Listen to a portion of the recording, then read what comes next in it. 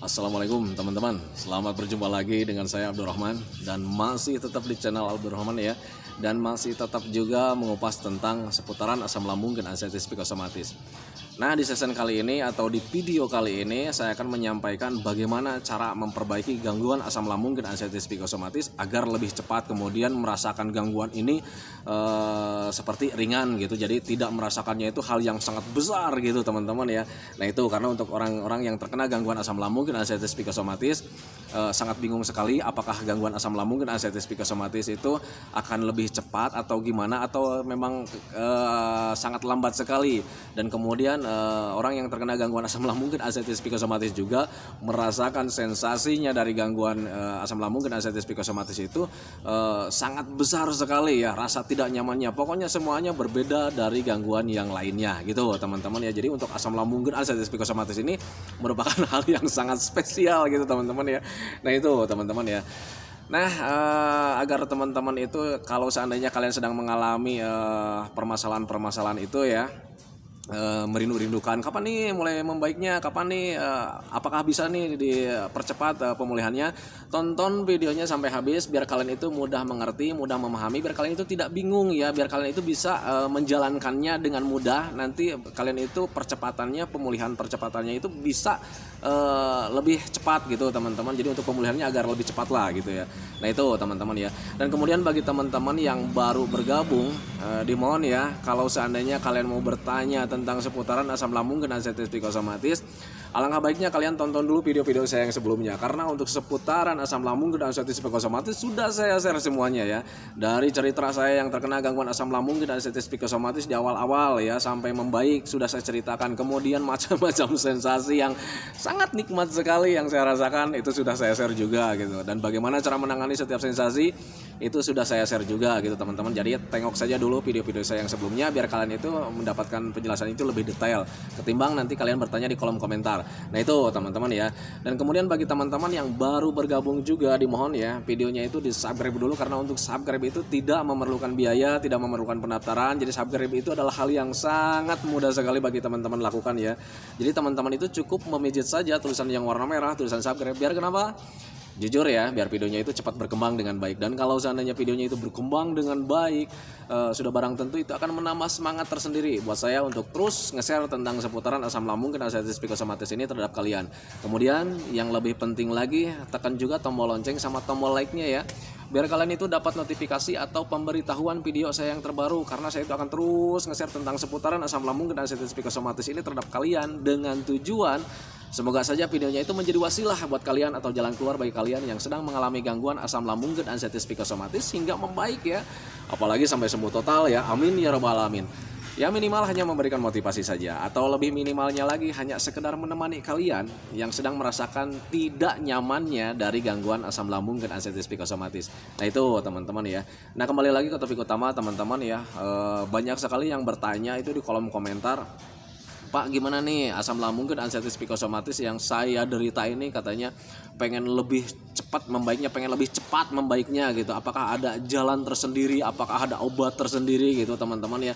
Kemudian saya itu merasakannya itu hal yang sangat besar sekali, berbeda dengan apa yang Bapak katakan gitu. Jadi apakah ada trik tersendiri katanya gitu ya. Soalnya Bapak itu seolah-olah menyepelekan gangguan asam lambung dan anxiety psikosomatis, tetapi berbeda dengan yang saya rasakan. Ini penyakit ini itu, gangguan itu sangat besar sekali yang saya rasakan. Katanya memang seperti itu, dan banyak sekali dilontarkan sama teman-teman kita yang belum membaik. Nah, itu teman-teman ya.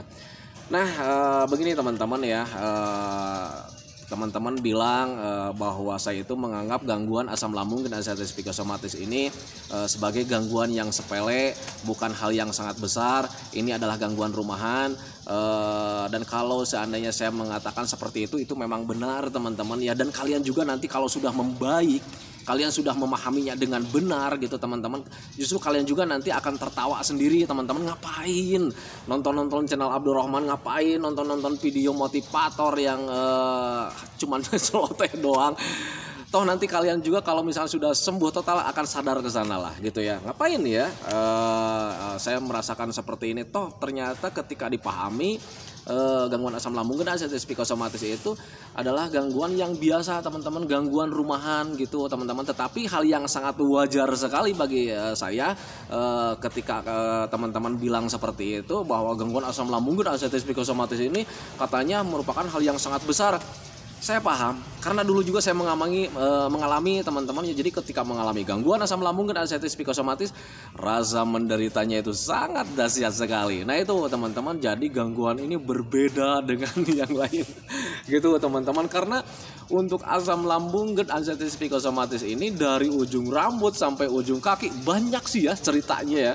Banyak sekali yang harus diceritakan gitu teman-teman. Tetapi semuanya itu dari ujung rambut sampai ujung kaki itu semuanya kembali lagi, kita itu terganggu pencernaannya. Nah itu teman-teman, yang namanya pencernaan sudah otomatis ya seluruh tubuh kita itu pasti akan terkena dampaknya. Nah itu teman-teman ya, makanya menangani dampak-dampaknya juga itu sebetulnya bisa dilakukan dengan mudah dengan secara rumahan. Karena kalau misalkan kita paham itu dampak-dampaknya juga itu dampak-dampak rumahan, dan ditanganinya juga dengan secara rumahan. Karena kalau misalnya kita berpikir wajar, nanti kita itu bisa menanganinya. Oh kita kelayangan, kekurangan gizi, ya harusnya apa? Makan, kan gitu ya. Nah itu ringannya. Tetapi kalau misalkan orang-orang yang terkena gangguan asam lambung dan anestesi psikosomatis ketika sekarang sedang mengalaminya, untuk berpikir ke arah sana itu sangat sulit sekali. Biasanya ketika ada sensasi itu malah berpikirnya itu yang lain-lain, merasakan tidak nyaman. Aduh ini jangan-jangan apa ya? Aduh jangan-jangan hidup saya tidak lama lagi. Nah itu bukannya berpikirnya itu, oh ini saya butuh ini, butuh gizi. Oh ini saya butuh minum. Oh ini saya butuh gerak. Bukan berpikir ke arah sana, tetapi malah berpikir berandai-andai, berjangan-jangan. Nah itu yang dikatakan dengan pemikiran negatif yang harus kalian hindari. Berpikirlah secara logika, berpikirlah secara wajar. Saya mengalami keadaan seperti ini karena memang saya kekurangan ini. Cara penanganannya penuhi saja. Nah itu ya, simpel sebetulnya. Nah nanti juga kalian kalau sudah sembuh total, kalau kalian sehat, nanti kalian bisa tertawa-tertawa sendiri. Saya juga sekarang begitu ya. Jadi ketika ada orang yang datang ke rumah, Pak sini ngalamin begini, saya tertawa dalam hati. Cuman nggak bisa menunjukkan lah, karena takutnya kesinggung. Soalnya dulu juga saya begitu, ketika saya mengadu sama orang lain, kemudian orang lain itu mengetawakan, akhirnya saya punya doa tersendiri ya. Ya Allah, semoga saja dia itu terkena gangguan asam lambung dan anestesi psikosomatis, biar dia itu tidak menyepelekan. Nah seperti itu teman-teman ya. Tetapi memang benar ya, ketika kalian nanti sudah sehat total, sudah sembuh total, nanti kalian bisa merasakan sendirilah. Ternyata gangguan asam lambung dan anestesi psikosomatis itu hal yang sepele ya.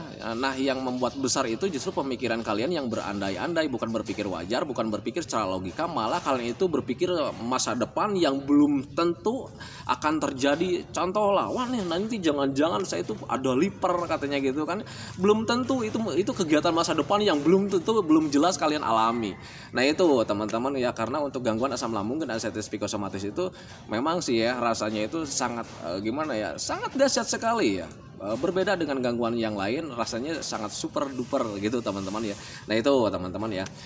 Nah kembali lagi ke topik utama teman-teman ya, apakah sih untuk gangguan asam lambung dan anestesi psikosomatis itu ada cara tersendiri agar gangguan asam lambung dan anestesi psikosomatis itu bisa lebih cepat gitu teman-teman ya, kemudian dirasakannya itu sangat ringan. Nah untuk dirasakan sangat ringan itu barusan saya sudah sampaikan ya. Jadi ketika kita berpikir wajar, berpikir secara logika, nanti kita itu akan menganggap gangguan kita itu ringan gitu teman-teman, karena kitanya berpikirnya wajar. Karena memang untuk kejadian-kejadian asam lambung dan anestesi psikosomatis itu adalah gangguan-gangguan wajar, kejadian-kejadian wajar gitu teman-teman ya. Kita takut keluar karena memang ada trauma, wajarnya ke sana kan ya. Untuk memperbaikinya seperti apa? Lakukan latihannya. Yang namanya mental harus dilatih. Nah itu logikanya ke sana. Nah sekarang saya akan berbicara masalah percepatan ya. Percepatan pemulihan gangguan asam lambung dan anestesi psikosomatis, apakah ada trik tersendiri? Nah sebetulnya untuk trik itu tidak ada teman-teman ya. Kalian itu hanya butuh penyesuaian saja, karena untuk penyesuaian itu sudah saya ceritakan di video-video sebelumnya. Kalau seandainya kalian memahami karena untuk gangguan asam lambung dan anestesi psikosomatis itu butuh penyesuaian, kalian harus sabar menjalaninya. Nanti insya Allah ya kalian nanti merasakan gangguan ini akan terasa ringan. Dan kalau seandainya kalian merasakannya akan terasa ringan, itu justru percepatan pemulihannya itu akan lebih signifikan teman-teman. Itu yang saya rasakan dulu gitu teman-teman ya. Jadi untuk mempercepatnya yaitu pahami pahami saja gangguan asam lambung dan anxiety psikosomatis ini, pahami saja. Kemudian kalian itu harus berpikir secara logika, stop berpikir tentang bahaya-bahaya, berpikir tentang negatif, stop ya, berandai-andai, stop kejadian-kejadian seperti itu, pemikiran-pemikiran seperti itu, stop ya. Jadi kita harus berpikir wajar saja, kenali saja dengan wajar keadaan tubuh kita. Kayak macam mata buram, kenali dengan wajar. Kalau seandainya mata buram itu bukan kalian punya katarak ketika terkena gangguan asam lambung dan anxiety psikosomatis. Kalian itu kurang gerak. Ingat-ingat, apakah kalian sering berdiam diri di rumah, kurang olahraga, seringnya lebahan, nonton TV, nonton HP kebanyakan gitu teman-teman ya. Ini sudah pasti ya. Aliran darahnya kurang lancar, aliran oksigennya kurang lancar. Yang namanya kurang lancar ya sudah otomatis bekerja juga tidak lancar gitu teman-teman ya. Logikanya ke sana. Kalau misalnya ini ingin memperbaikinya gimana Pak untuk mata buram? Kalau seandainya kalian tahu penyebabnya, ya lakukan saja lawannya. Sering rebahan, bangunlah olahraga gitu teman-teman ya. Kemudian sering nonton TV atau nonton HP, stop nonton itu. Keluar saja olahraga, jalan-jalan. Oh mata saya itu karena memang kekurangan gizi, ya sudah makan saja. Nah itu teman-teman, itu yang saya maksud dengan berpikir wajar. Hentikan berpikir negatif itu, berpikir berandai-andai. Nah itu yang dimaksud dengan berpikir secara negatifnya ke sana. Nah itu teman-teman, makanya pahami saja ke sana. Nah kalau seandainya kalian sudah paham, kalian sudah mengerti apa yang terjadi, apa yang dirasakan sama kalian. Kalau sudah kalian mengerti, sudah paham, nanti kalian itu akan terasa ringan gitu teman-teman. Beban untuk gangguan asam lambung dan anxiety psikosomatis itu akan terasa ringan buat kalian. Karena kalian itu sekarang sudah tidak cemas lagi. Karena kalau misalnya kalian paham, kalau kalian mengerti, kalian tidak akan mempunyai rasa cemas teman-teman ya. Jadi untuk berandai-andai itu tidak ada, sama sekali tidak ada. Kayak macam gini ya, dada misalkan ada sakit gitu ya, terasa sesak. Kalau misalnya kalian paham penyebabnya, kalian itu tidak akan berandai-andai. Aduh, ini nanti takutnya itu jantung. Tidak seperti itu. Tetapi kalau misalnya kalian paham, oh ada penegangan otot gitu teman-teman. Kemudian dadanya sesak, oh itu bentuk respon tubuh karena memang sayanya sedang sakit. Nah kalau misalnya kalian sadar ke sana, kalian tidak akan was-was, kalian tidak akan bingung, kalian tidak akan berpikir yang lain-lain. Makanya nanti ketika kalian mempunyai hal seperti itu, kalian akan mempunyai ketenangan tersendiri dan kemudian merasakan gangguan itu biasa-biasa saja.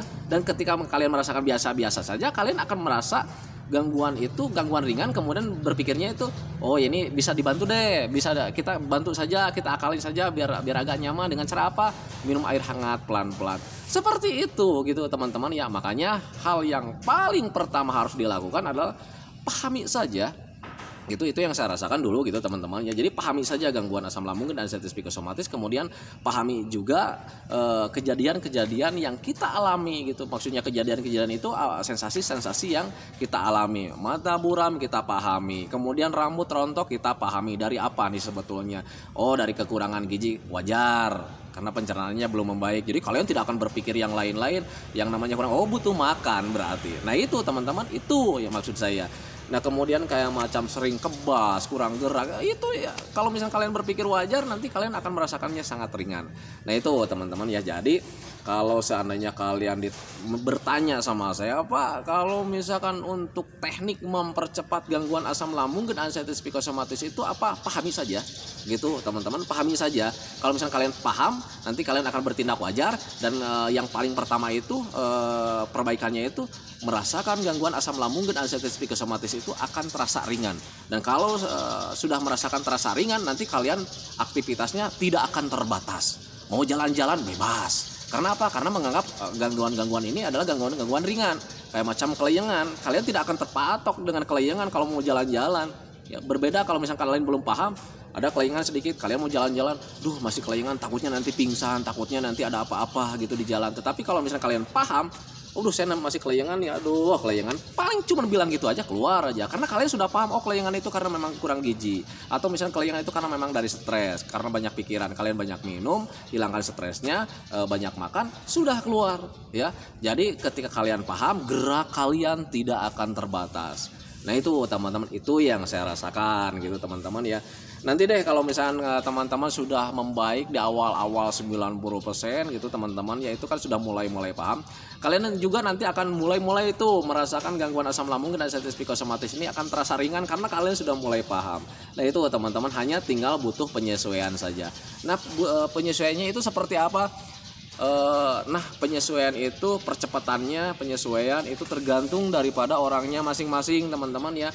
Kalau dia konsisten sama 3P nya itu akan lebih cepat. Tetapi ada orang yang sudah mulai cuek karena sudah mulai paham, jadi makanya itu juga sembarang lagi ya, insya Allah deh ya, itu pemulihannya atau penyesuaiannya akan agak lama juga sih. Karena mentang-mentang dia sudah paham, mentang-mentang dia sudah mengerti, oh saya makan makan roti itu bakalan kembung, jadi nggak apa-apa, makan aja roti dia. Kemudian kembung, cuman kembung-kembung biasa. Nah kalau mentang-mentang menyadari ke sana, akhirnya kalian lakukan juga seperti itu, nanti lambat laun penyesuaiannya akan agak lama juga gitu teman-teman ya.